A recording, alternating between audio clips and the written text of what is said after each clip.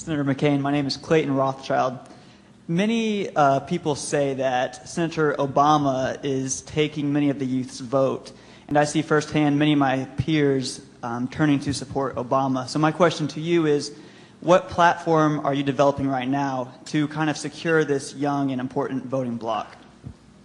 Well, first of all, I congratulate Senator Obama on winning the nomination of his party and inspiring people all over America, and I congratulate him on his great success. The first thing that I do is talk to my children, who are range in ages from 16 to 23, and I get a lot of good advice and counsel. In fact, a lot of times more than I ever ask for, and I better understand their challenges and the things they're interested in, and also better understand the ways that they communicate. There has been a virtual revolution, as we all know, in information technology, and that also means that the internet, iPods, all of the new technologies that are available, that young Americans in particular are not using the traditional means of gaining information and knowledge. That also means that I go to venues where they are. But I have to make sure that my message is that I will give that generation of Americans a safer and more prosperous nation. And I have the plan of action to do it. I know how to do it. I have the vision, I have the experience, and the knowledge and the judgment. And that, I think, will be a key element in determining how young Americans vote in this upcoming election. Yes, sir.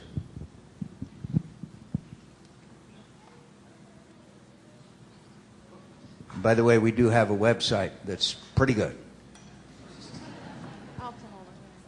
He said I could hold it. Ma'am, I think if you just hand him the microphone. Go ahead. Senator McCain, thank you very much for allowing us to ask these questions. But a majority of Americans, just in the last few days, have indicated they support and totally agree with your allowing states to do offshore drilling. And in fact, as you know, President Bush announced that this morning. So thank you again for encouraging this move. My question has to do, though, with another small plot of land about the size of Dulles Airport. And I'm speaking of northern Alaska and Anwar. And I wanted to know, Senator, what would have to change for you to support the going after what some say as low as 10 and as high as 20 billion gallons of oil in Anwar, doing it safely and ecologically, and certainly providing for the caribou. But how could we take advantage of that? And my thinking is that the more aggressive we become at showing other countries that we're going to go after our own oil, that may have an impact even short term on the national markets, as people realize that the golden days of giving the Arab countries all of our money may be coming to an end. Well, thank you. Look,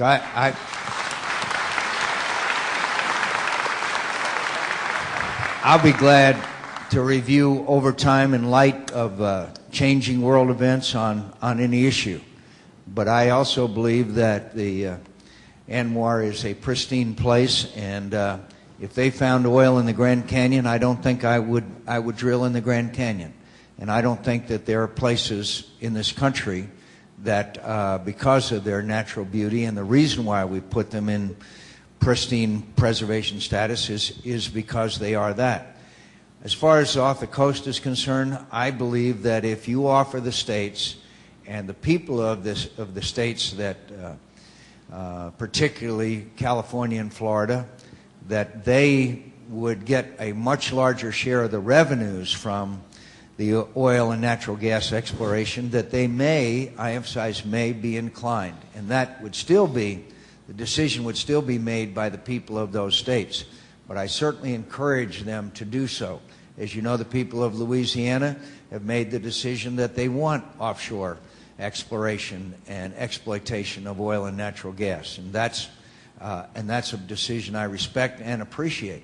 So I hope that these states will also review their policies in light of the increased price of oil and the absolute necessity for us to achieve the goal that you so well described.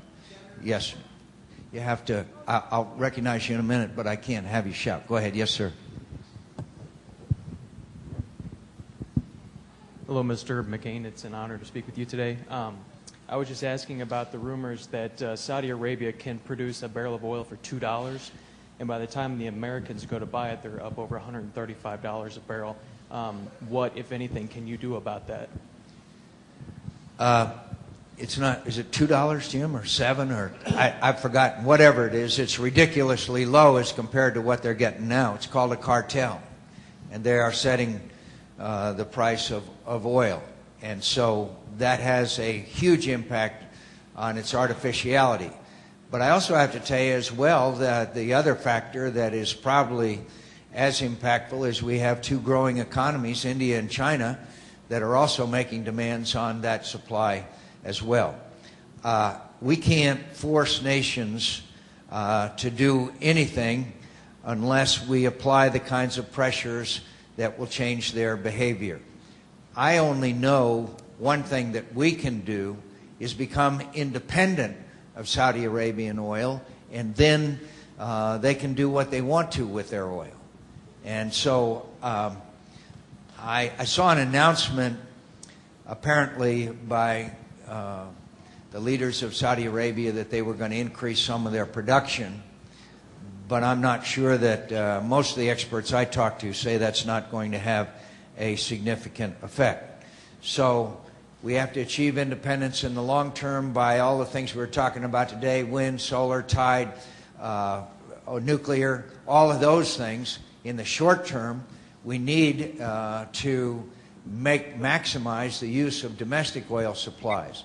We also have two close allies, Mexico and Canada, from which we get approximately half of our oil imports. Both of them are close friends. I hope that we could have a beneficial effect on them as well.